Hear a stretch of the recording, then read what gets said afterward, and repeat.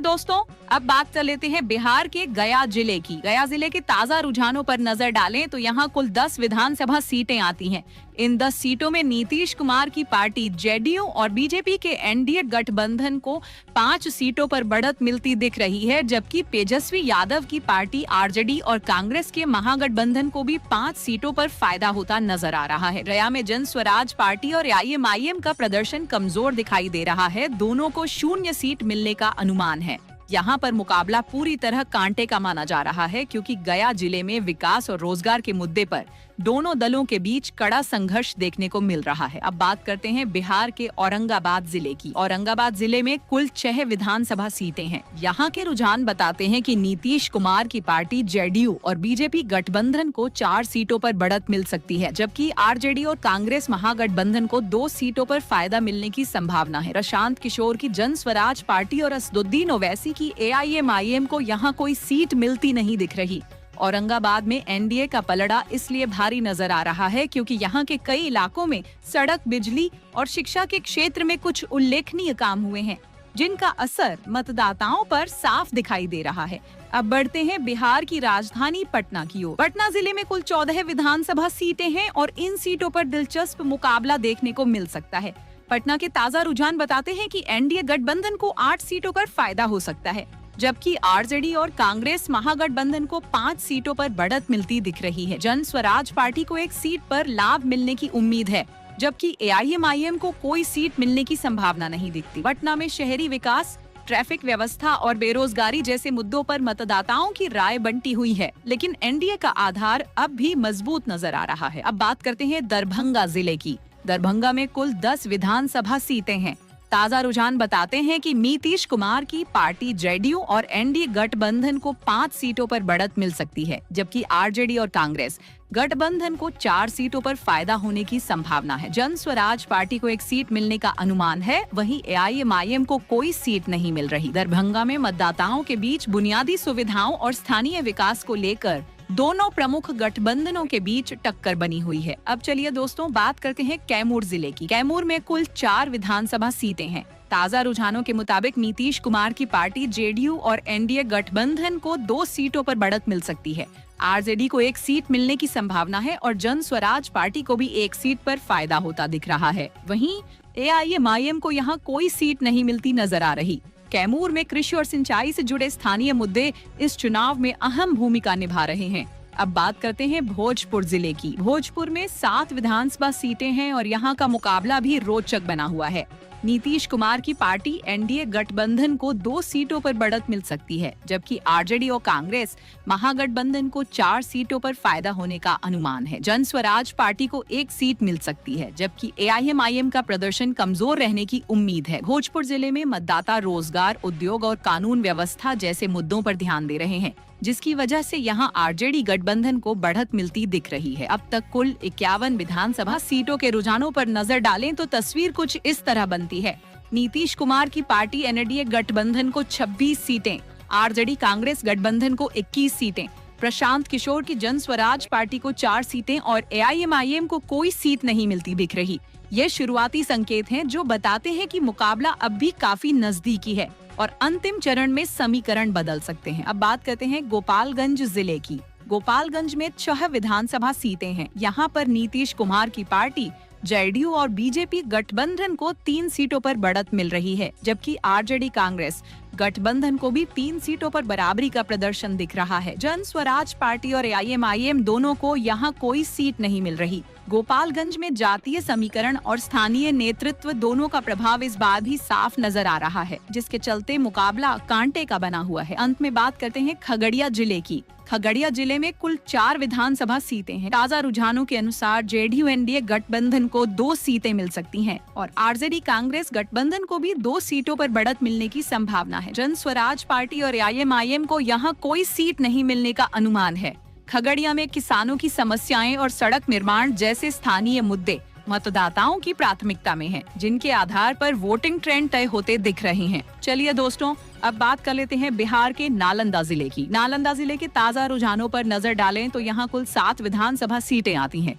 रुझानों के मुताबिक असदुद्दीन ओवैसी की पार्टी AIMIM और प्रशांत किशोर की जन स्वराज पार्टी को कोई भी सीट मिलने का अनुमान नहीं है। नालंदा जिले में RJD को 3 सीटों पर फायदा मिल सकता है, जबकि नीतीश कुमार की पार्टी JDU और BJP गठबंधन को 4 सीटों पर बढ़त मिलने की संभावना है। नालंदा में यह मुकाबला इसलिए खास माना जा रहा है क्योंकि यह नीतीश कुमार का गृह जिला है और यहाँ पर उनके विकास कार्य, सड़कों का विस्तार और शिक्षा के क्षेत्र में सुधार का असर सीधे मतदाताओं के मूड में दिख रहा है। अब बात करते हैं बिहार के मधेपुरा जिले की। मधेपुरा जिले के रुझानों पर नजर डालें तो यहाँ कुल 4 विधानसभा सीटें हैं। इन चारों में से 2 सीटों पर NDA गठबंधन को बढ़त मिल सकती है, जबकि 2 सीटें RJD कांग्रेस महागठबंधन के खाते में जा सकती है। जन स्वराज पार्टी और AIMIM को यहाँ कोई सीट नहीं मिलने की संभावना है। मधेपुरा में RJD और JDU के बीच मुकाबला बराबरी का है। इस जिले में सामाजिक समीकरण और स्थानीय नेताओं का प्रभाव चुनावी नतीजों को प्रभावित कर सकता है। अब तक बिहार की कुल 243 विधानसभा सीटों में से 72 सीटों के रुझानों पर नजर डालें तो तस्वीर कुछ इस तरह बनती है। नीतीश कुमार की पार्टी JDU और BJP गठबंधन को 37 सीटें, RJD कांग्रेस गठबंधन को 31 सीटें, जन स्वराज पार्टी को 4 सीटें और AIMIM को एक भी सीट नहीं मिलती नजर आ रही है। ये शुरुआती आंकड़े बताते हैं कि मुकाबला काफी करीबी बना हुआ है। दोस्तों, आप भी अपनी राय इस ओपिनियन पोल के बारे में कमेंट बॉक्स में जरूर बताएं। अब बढ़ते हैं बिहार। खेसारी लाल यादव RJD के टिकट पर चुनाव लड़ रहे हैं, इसलिए उनके घर को गिराने का नोटिस पहुंच गया है। आप भी अपनी राय इस ओपिनियन पोल के बारे में कमेंट बॉक्स में जरूर बताएं। अब बढ़ते हैं बिहार के बेगूसराय जिले की ओर। बेगूसराय जिले में कुल 7 विधानसभा सीटें आती हैं। यहाँ के रुझानों के अनुसार BJP NDA गठबंधन को 2 सीटों पर बढ़त मिल सकती है, जबकि RJD कांग्रेस गठबंधन को 3 सीटों पर फायदा मिलने की संभावना है। जन स्वराज पार्टी को 1 सीट और AIMIM को भी 1 सीट मिलने का अनुमान है। बेगूसराय में युवाओं के बीच रोजगार और शिक्षा का मुद्दा अहम बना हुआ है, जिसकी वजह से इस बार समीकरण थोड़ा बदलता नजर आ रहा है। अब बात करते हैं बिहार के मधुबनी जिले की। मधुबनी में कुल 10 विधानसभा सीटें हैं। यहाँ के ताजा रुझान बताते हैं कि RJD कांग्रेस गठबंधन को 6 सीटों पर बढ़त मिल सकती है, जबकि JDU BJP गठबंधन को 4 सीटों पर फायदा होने की संभावना है। जन स्वराज पार्टी और AIMIM को यहाँ कोई सीट नहीं मिलती दिख रही। मधुबनी में RJD का प्रदर्शन इसलिए बेहतर माना जा रहा है क्योंकि यहाँ के ग्रामीण इलाकों में संगठन मजबूत है और स्थानीय उम्मीदवारों की पकड़ काफी गहरी है। अब चलिए दोस्तों, बात करते हैं बिहार के सीतामढ़ी जिले की। सीतामढ़ी जिले की कुल 8 विधानसभा सीटों में NDA और RJD गठबंधन के बीच बराबरी का मुकाबला देखने को मिल रहा है। दोनों को 4-4 सीटों पर बढ़त मिलने की संभावना है। जन स्वराज पार्टी को यहाँ कोई सीट नहीं मिल रही, जबकि ओवैसी की पार्टी AIMIM का खाता खुलने की संभावना बनी हुई है। सीतामढ़ी में सीमावर्ती इलाकों की समस्याएं, बेरोजगारी और स्थानीय विकास जैसे मुद्दे प्रमुख हैं, जिन पर दोनों दलों के बीच वोट बंटा हुआ दिखाई देता है। अब तक बिहार की 97 विधानसभा सीटों के रुझानों पर नजर डालें तो JDU BJP गठबंधन को 47 सीटें, RJD कांग्रेस गठबंधन को 44 सीटें, जन स्वराज पार्टी को 5 सीटें और AIMIM को 1 सीट मिलने की संभावना बनती दिख रही है। मुकाबला अब भी कड़ा है और अगले चरणों के रुझान चुनावी तस्वीर को और बदल सकते हैं। दोस्तों, बिहार विधानसभा चुनाव 2025 को लेकर इस ओपिनियन पोल पर अपनी राय कमेंट बॉक्स में जरूर लिखें। अब बात करते हैं बिहार के कटिहार जिले की। कटिहार जिले में कुल 7 विधानसभा सीटें हैं। यहाँ के ताजा रुझान बताते हैं कि नीतीश कुमार की पार्टी JDU और BJP गठबंधन को 3 सीटों पर फायदा मिल सकता है, जबकि RJD कांग्रेस गठबंधन को भी 3 सीटों पर बढ़त मिलती दिख रही है। जन स्वराज पार्टी को 1 सीट मिलने की संभावना है, जबकि AIMIM को कोई सीट नहीं मिलती नजर आ रही। कटिहार में RJD और JDU के बीच कांटे का मुकाबला है। यहाँ के मतदाता विकास, शिक्षा और रोजगार जैसे स्थानीय मुद्दों पर ध्यान दे रहे हैं, जिसकी वजह से हर सीट पर दिलचस्प मुकाबला देखने को मिल सकता है। चलिए दोस्तों, अब बात कर लेते हैं बिहार के सिवान जिले की। सिवान जिले के ताजा रुझानों पर नजर डालें तो यहाँ कुल 8 विधानसभा सीटें आती हैं। रुझानों के मुताबिक नीतीश कुमार की पार्टी JDU और BJP गठबंधन को 3 सीटों पर बढ़त मिलने की संभावना है, जबकि तेजस्वी यादव की पार्टी RJD कांग्रेस गठबंधन को 5 सीटों पर फायदा होता दिख रहा है। सिवान में जन स्वराज पार्टी और असदुद्दीन ओवैसी की पार्टी AIMIM को कोई सीट मिलने का अनुमान नहीं है। जिले में RJD कांग्रेस गठबंधन का प्रदर्शन इस बार बेहतर माना जा रहा है, क्योंकि यहाँ पर रोजगार, सड़क, और स्थानीय मुद्दों पर जनता में नाराजगी देखने को मिल रही है, जिससे नीतीश कुमार की पार्टी को नुकसान हो सकता है। अब बात करते हैं बिहार के सहरसा जिले की। सहरसा में कुल 4 विधानसभा सीटें हैं। ताजा रुझान बताते हैं कि नीतीश कुमार की पार्टी जेडीयू बीजेपी गठबंधन और आरजेडी कांग्रेस गठबंधन दोनों को 2-2 सीटों पर बराबर बढ़त मिल सकती है। जन स्वराज पार्टी और एआईएमआईएम को यहाँ कोई सीट मिलने का अनुमान नहीं है। सहरसा जिले में आरजेडी और जेडीयू के बीच मुकाबला काफी नजदीकी है। विकास और बाढ़ नियंत्रण जैसे मुद्दों पर जनता की राय बनती हुई है, जिसकी वजह से यहाँ परिणाम किसी भी ओर जा सकते हैं। बिहार की कुल 243 विधानसभा सीटों में से अब तक 116 विधानसभा सीटों के रुझान सामने आए हैं। इनमें नीतीश कुमार की पार्टी जेडीयू बीजेपी गठबंधन को 55 सीटों पर बढ़त मिलती दिख रही है, जबकि तेजस्वी यादव की पार्टी आरजेडी कांग्रेस गठबंधन को 54 सीटों पर फायदा होता नजर आ रहा है। प्रशांत किशोर की जन स्वराज पार्टी 6 सीटों पर आगे है और एआईएमआईएम को 1 सीट पर बढ़त मिलती दिख रही है। मुकाबला बेहद करीबी बना हुआ है और आगे की सीटों के रुझान स्थिति को और साफ कर सकते हैं। अब बात करते हैं बिहार के वैशाली जिले की। वैशाली में 8 विधानसभा सीटें हैं। यहाँ पर रुझानों के मुताबिक नीतीश कुमार की पार्टी जेडीयू बीजेपी गठबंधन को 4 सीटों पर बढ़त मिलने की संभावना है, जबकि आरजेडी कांग्रेस गठबंधन को 3 सीटों पर फायदा हो सकता है। जन स्वराज पार्टी को 1 सीट पर बढ़त मिल सकती है, जबकि एआईएमआईएम को कोई सीट मिलने का अनुमान नहीं है। वैशाली में शिक्षा, कृषि और स्थानीय विकास के मुद्दों पर एनडीए गठबंधन को लाभ मिलता नजर आ रहा है। अब बात करते हैं बिहार के जहानाबाद जिले की। जहानाबाद में कुल 3 विधानसभा सीटें हैं। रुझानों के अनुसार नीतीश कुमार की पार्टी जेडीयू बीजेपी गठबंधन को 2 सीटों पर बढ़त मिल सकती है, जबकि आरजेडी कांग्रेस गठबंधन को 1 सीट पर फायदा होने की संभावना है। जन स्वराज पार्टी और एआईएमआईएम को यहाँ कोई सीट नहीं मिल रही। जहानाबाद में कानून व्यवस्था और स्थानीय विकास कार्य चुनावी मुद्दों में प्रमुख रहे हैं। अब बढ़ते हैं बिहार के भागलपुर जिले की ओर। भागलपुर जिले में कुल 7 विधानसभा सीटें आती हैं। ताजा रुझानों के मुताबिक नीतीश कुमार की पार्टी जेडीयू एनडीए गठबंधन को 3 सीटों पर बढ़त मिलने की संभावना है, जबकि आरजेडी कांग्रेस गठबंधन को भी 3 सीटों पर फायदा हो सकता है। प्रशांत किशोर की जन स्वराज पार्टी को 1 सीट पर बढ़त मिलती दिख रही है।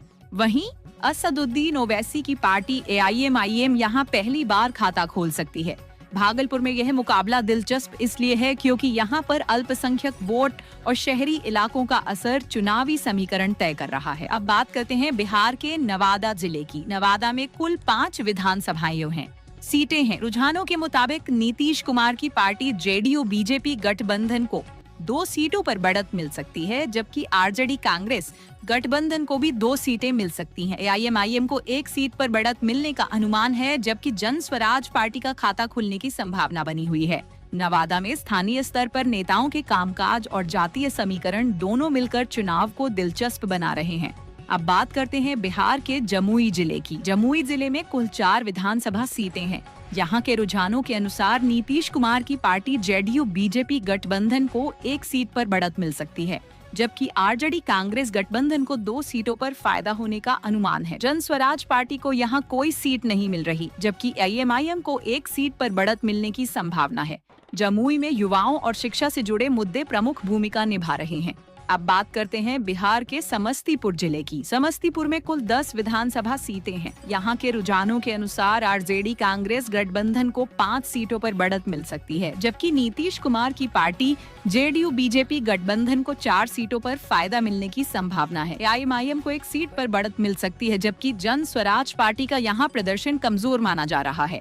समस्तीपुर में बेरोजगारी और स्थानीय विकास का मुद्दा प्रमुख है, जिस पर मतदाताओं की राय बंटी हुई है। अब तक बिहार की कुल 153 विधानसभा सीटों के रुझानों पर नजर डालें तो एनडीए गठबंधन को 71 सीटें, आरजेडी कांग्रेस गठबंधन को 70 सीटें, जन स्वराज पार्टी को 8 सीटें और एआईएमआईएम को 4 सीटें मिलने की संभावना बनती दिख रही है। मुकाबला अब भी बराबरी का बना हुआ है और हर जिले का प्रदर्शन अंतिम नतीजों को बड़ा मोड़ दे सकता है। चलिए दोस्तों, अब बात करते हैं बिहार के बांका जिले की। बांका जिले में कुल 5 विधानसभा सीटें आती हैं। इस बार के रुझानों में यहाँ नीतीश कुमार की पार्टी जेडीयू बीजेपी गठबंधन 3 सीटों पर बढ़त बनाए हुए है, जबकि तेजस्वी यादव की पार्टी आरजेडी कांग्रेस गठबंधन 2 सीटों पर मजबूत दिख रही है।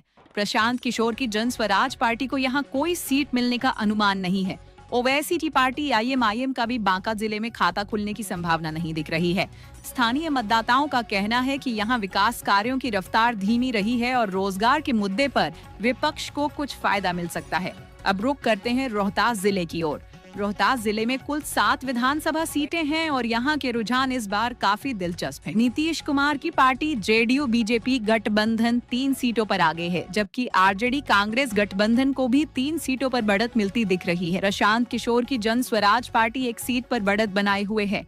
वहीं ओवैसी की पार्टी AIMIM को कोई सीट मिलने का अनुमान नहीं है। यहाँ का मुकाबला बराबरी का है और लोगों के बीच बेरोजगारी व स्थानीय विकास मुद्दे अहम बने हुए हैं। अब बात करते हैं सुपौल जिले की। सुपौल में कुल 5 विधानसभा सीटें हैं। इस बार के रुझान बताते हैं कि नीतीश कुमार की पार्टी 3 सीटों पर आगे है, जबकि RJD कांग्रेस गठबंधन 2 सीटों पर मजबूत स्थिति में है। जन स्वराज पार्टी और AIMIM को यहाँ कोई फायदा होता नहीं दिख रहा। सुपौल में बाढ़ नियंत्रण, सड़क विकास और शिक्षा जैसी स्थानीय जरूरतें चुनावी चर्चा का केंद्र बनी हुई है। पूर्वी चंपारण जिले की बात करें तो यहाँ 12 विधानसभा सीटें हैं। इस बार के नतीजे काफी चौंकाने वाले हैं। तेजस्वी यादव की RJD कांग्रेस गठबंधन 8 सीटों पर बढ़त बनाए हुए है, जबकि नीतीश कुमार की पार्टी JDU BJP गठबंधन को 3 सीटों पर फायदा होता दिख रहा है। ओवैसी की पार्टी IMIM को 1 सीट पर बढ़त मिल सकती है और जन स्वराज पार्टी को कोई सीट मिलने की संभावना नहीं है। पूर्वी चंपारण में बेरोजगारी, कृषि संकट और भ्रष्टाचार जैसे मुद्दों ने मतदाताओं को काफी प्रभावित किया है। अब अररिया जिले पर नजर डालते हैं। अररिया में कुल 6 विधानसभा सीटें हैं। इस बार RJD कांग्रेस गठबंधन 4 सीटों पर आगे है, जबकि नीतीश कुमार की पार्टी 2 सीटों पर बढ़त बनाए हुए है। जन स्वराज पार्टी और IMIM को यहाँ कोई सीट मिलने का अनुमान नहीं है। अररिया में पिछड़े इलाकों के विकास और शिक्षा व्यवस्था को लेकर मतदाताओं में नाराजगी साफ झलक रही है। किशनगंज जिले की बात करें तो यहाँ कुल 4 विधानसभा सीटें हैं। यहाँ AIMIM का प्रदर्शन पिछले चुनावों की तरह इस बार भी चर्चा में है। रुझानों के अनुसार नीतीश कुमार की पार्टी को 1 सीट, RJD कांग्रेस गठबंधन को 2 सीटें और ओवैसी की पार्टी को 1 सीट पर बढ़त मिल सकती है। जन स्वराज पार्टी को यहाँ कोई सीट मिलने की संभावना नहीं है। किशनगंज में अल्पसंख्यक मतदाताओं का झुकाव इस बार भी AIMIM और RJD की ओर दिखाई दे रहा है। अब तक के कुल 192 विधानसभा सीटों के रुझानों पर नजर डालें तो नीतीश कुमार की पार्टी 86 सीटों पर आगे है। RJD कांग्रेस गठबंधन 91 सीटों पर बढ़त बनाए हुए है। प्रशांत किशोर की जन स्वराज पार्टी को 9 सीटों पर फायदा मिला है, जबकि ओवैसी की पार्टी AIMIM 6 सीटों पर आगे चल रही है। मुकाबला बेहद करीबी बना हुआ है और यह तय है कि आने वाले चरणों में माहौल और दिलचस्प होगा। चलिए अब बात कर लेते हैं बिहार के अरवल जिले की। अरवल में कुल 2 विधानसभा सीटें हैं और यहाँ रुझान साफ संकेत दे रहे हैं कि नीतीश कुमार की पार्टी का इस बार सूपड़ा साफ हो सकता है। RJD कांग्रेस गठबंधन दोनों सीटों पर बढ़त बनाए हुए हैं। जन स्वराज पार्टी और ओवैसी की पार्टी AIMIM को यहाँ कोई सीट मिलने की संभावना नहीं है। अरवल में लोगों की नाराजगी मुख्य रूप से रोजगार और शिक्षा व्यवस्था को लेकर है, जिसने विपक्ष को बढ़त दी है। चलिए दोस्तों, अब बात कर लेते हैं बिहार के मुंगेर जिले की। मुंगेर में कुल 3 विधानसभा सीटें आती हैं। इस बार के रुझानों के मुताबिक नीतीश कुमार की पार्टी JDU BJP गठबंधन को 1 विधानसभा सीट पर बढ़त मिल सकती है, जबकि तेजस्वी यादव की पार्टी RJD कांग्रेस गठबंधन 2 विधानसभा सीटों पर आगे दिख रही है। मुंगेर में AIMIM और जन स्वराज पार्टी दोनों का खाता खुलने की संभावना नहीं है। स्थानीय लोगों के मुताबिक रोजगार और विकास कार्यों की धीमी रफ्तार ने इस बार सत्ताधारी दल की स्थिति कमजोर की है। अब बात करते हैं सारण जिले की। बिहार के सारण जिले में कुल 10 विधानसभा सीटें हैं। यहाँ रुझान बताते हैं कि RJD कांग्रेस गठबंधन 7 सीटों पर बढ़त बनाए हुए है, जबकि नीतीश कुमार की पार्टी JDU BJP गठबंधन को सिर्फ 1 सीट पर फायदा मिलता दिख रहा है। ओवैसी की पार्टी IMIM और प्रशांत किशोर की जन स्वराज पार्टी दोनों को 1-1 सीट पर बढ़त मिल सकती है। सारण में जनता के बीच स्थानीय रोजगार, सड़क और शिक्षा के मुद्दे सबसे प्रमुख रहे हैं, जिन पर विपक्ष ने बढ़त हासिल की है। अब तक के बिहार की कुल 243 विधानसभा सीटों में से 207 सीटों के रुझानों पर नजर डालें तो तस्वीर साफ होती दिख रही है। असदुद्दीन ओवैसी की पार्टी IMIM 7 सीटों पर आगे है। जन स्वराज पार्टी 10 सीटों पर बढ़त बनाए हुए है। तेजस्वी यादव की पार्टी RJD कांग्रेस गठबंधन 102 सीटों पर आगे है, जबकि नीतीश कुमार की पार्टी JDU NDA गठबंधन 88 सीटों पर सिमटती नजर आ रही है। यानी मुकाबला कड़ा है, लेकिन विपक्ष बढ़त में दिखाई दे रहा है। अब चलते हैं शेखपुरा जिले की ओर। शेखपुरा में कुल 2 विधानसभा सीटें हैं। यहाँ का मुकाबला बेहद नजदीकी है। जेडीयू को 1 सीट पर और आरजेडी को 1 सीट पर बढ़त मिलती दिख रही है। जन स्वराज पार्टी और आईएमआईएम का यहाँ कोई असर नजर नहीं आ रहा। जिले में बिजली, रोजगार और शिक्षा जैसे स्थानीय मुद्दों पर जनता ने खुलकर अपनी नाराजगी जताई है। अब बात करते हैं मुजफ्फरपुर जिले की। मुजफ्फरपुर में कुल 11 विधानसभा सीटें हैं और यहाँ के रुझान काफी दिलचस्प हैं। आरजेडी कांग्रेस गठबंधन 8 सीटों पर बढ़त में है, जबकि नीतीश कुमार की पार्टी जेडीयू बीजेपी गठबंधन को सिर्फ 2 सीटों पर फायदा मिल सकता है। जन स्वराज पार्टी को 1 सीट पर बढ़त दिखाई दे रही है। एआईएमआईएम का इस जिले में सुपड़ा साफ होता नजर आ रहा है। मुजफ्फरपुर में नीतीश कुमार की पार्टी को सबसे ज्यादा नुकसान हो सकता है, क्योंकि जनता अब स्थानीय विकास की नई दिशा चाहती है। अब बात करते हैं पूर्णिया जिले की। पूर्णिया में 7 विधानसभा सीटें हैं। इस बार के रुझान बताते हैं कि नीतीश कुमार की पार्टी को केवल 2 सीटों पर बढ़त मिल रही है, जबकि आरजेडी कांग्रेस गठबंधन 5 सीटों पर मजबूती से आगे है। जन स्वराज पार्टी और आईएमआईएम को यहाँ कोई सीट मिलने की संभावना नहीं है। पूर्णिया में किसानों की परेशानियां, बेरोजगारी और शिक्षा की कमी जैसे मुद्दे मतदाताओं के बीच अहम बन गए हैं। अब बात करते हैं पश्चिमी चंपारण जिले की। यहाँ कुल 9 विधानसभा सीटें हैं। रुझान के अनुसार नीतीश कुमार की पार्टी को सिर्फ 1 सीट पर बढ़त मिलती दिख रही है, जबकि आरजेडी कांग्रेस गठबंधन 7 सीटों पर आगे है। ओवैसी की पार्टी एआईएमआईएम को 1 सीट पर बढ़त मिल सकती है। जन स्वराज पार्टी का यहाँ सुपड़ा साफ होने की संभावना है। पश्चिमी चंपारण में लोगों का मानना है कि विकास कार्यों की धीमी रफ्तार और स्थानीय नेताओं की निष्क्रियता के कारण एनडीए को नुकसान उठाना पड़ रहा है। अब रुक करते हैं लखीसराय जिले की ओर। लखीसराय में कुल 2 विधानसभा सीटें हैं और इस बार यहाँ का मुकाबला साफ दिख रहा है। आरजेडी कांग्रेस गठबंधन दोनों सीटों पर बढ़त में है, जबकि नीतीश कुमार की पार्टी का सुपड़ा साफ हो सकता है। जन स्वराज पार्टी और आईएमआईएम दोनों को यहाँ कोई सीट मिलने का अनुमान नहीं है। लखीसराय के लोग सरकार से बुनियादी सुविधाओं को लेकर नाराज हैं। अब बात करते हैं शिवहर जिले की। शिवहर में केवल 1 विधानसभा सीट है और यहाँ मुकाबला एक तरफा नजर आ रहा है। आरजेडी कांग्रेस गठबंधन इस एकमात्र सीट पर आगे है, जबकि नीतीश कुमार की पार्टी, जन स्वराज पार्टी और आईएमआईएम तीनों का खाता यहाँ खुलने की संभावना नहीं है। शिवहर में लोगों ने स्थानीय विकास और महंगाई के मुद्दों पर अपनी राय विपक्ष के पक्ष में दी है। अब बात करते हैं बक्सर जिले की। बक्सर में कुल 4 विधानसभा सीटें हैं। रुझान बताते हैं कि आरजेडी कांग्रेस गठबंधन 3 सीटों पर आगे है, जबकि नीतीश कुमार की पार्टी जेडीयू बीजेपी गठबंधन को सिर्फ 1 सीट पर बढ़त मिलती दिख रही है। जन स्वराज पार्टी और आईएमआईएम दोनों को यहाँ कोई सीट मिलने का अनुमान नहीं है। बक्सर में आरजेडी को फायदा इसलिए हो रहा है क्योंकि यहाँ के लोग कृषि संकट और बेरोजगारी जैसे मुद्दों पर सरकार से नाराज हैं। चलिए